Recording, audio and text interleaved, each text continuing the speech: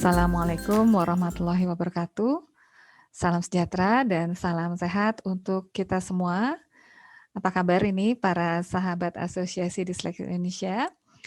Hari ini saya kembali menyapa sahabat-sahabat semua untuk mengingatkan terkait acara yang akan diselenggarakan besok. Masih ingat ya?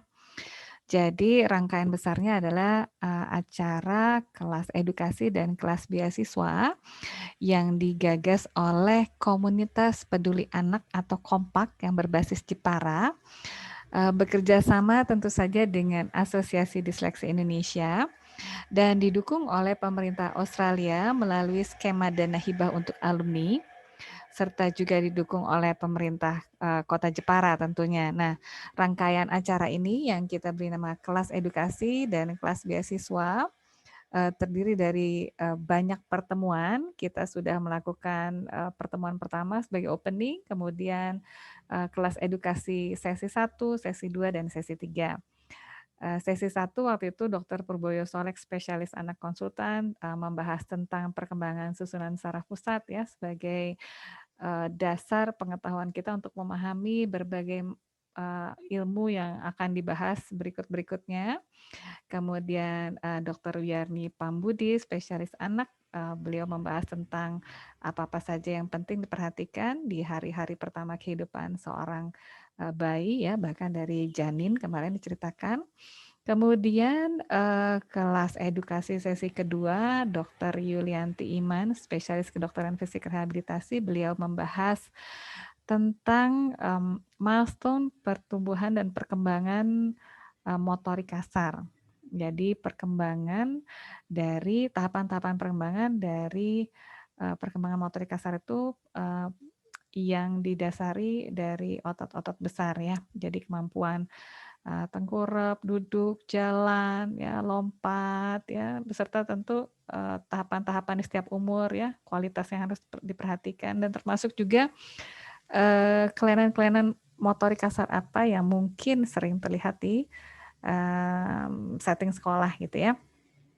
Kemudian kelas edukasi sesi ketiga, Dr. Rima Natasha, spesialis kedokteran fisik rehabilitasi yang juga membahas tentang milestone perkembangan motorik halus. Masih ingat ya, motorik halus. Jadi hal-hal yang dicapai oleh perkembangan otot-otot yang lebih kecil ya. Jadi misalnya perkembangan yang meliputi keterlibatan otot-otot tangan misalnya ya, yang juga melibatkan komponen penglihatan ya, dan seterusnya. Beliau membahas apa tuh milestone-nya di setiap umur. Kemudian kalau misalnya nggak tercapai, itu kira-kira apa saja yang perlu dipikirkan ya, kapan kita harus rujuk dan seterusnya. Ya, jadi udah 3 nih ya, kelas edukasi sesi 1, sesi 2, sesi 3. Nah, untuk yang besok hari Kamis tanggal 11 Maret 2021, insya Allah kita akan membahas, intinya kita akan membahas topik tentang keberbahasaan.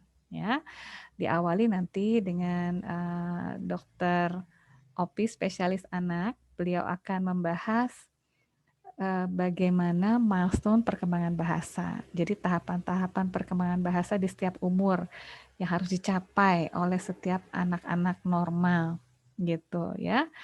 Nanti beliau akan cerita tuh perkembangan bahasa itu seperti apa sih di otak kita ya. Kapan terjadinya, apa saja yang mempengaruhinya, tahapan-tahapan normalnya seperti apa.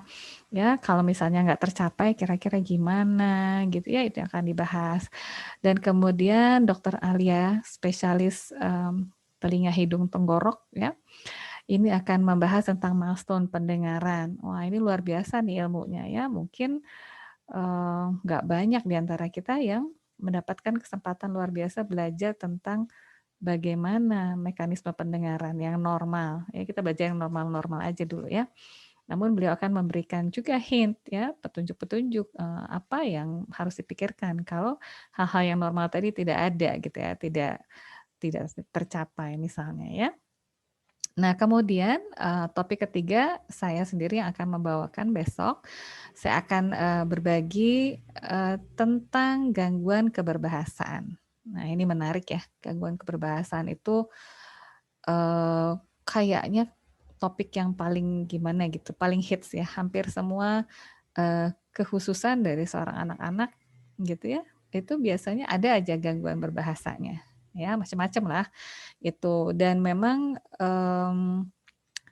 komponen perkembangan berbahasa ini merupakan salah satu komponen perkembangan yang paling penting ya, yang juga sangat sangat relate atau sangat berhubungan dengan kemampuan problem solving skill seseorang ya, kemampuan berpikir dari seorang anak atau kemampuan kecerdasan ya.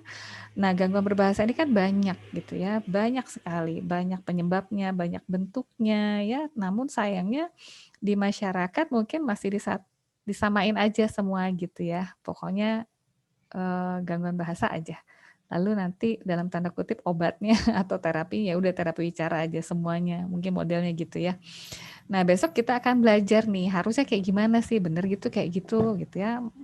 Apapun penyebabnya, pokoknya terapi bicara aja beres gitu ya.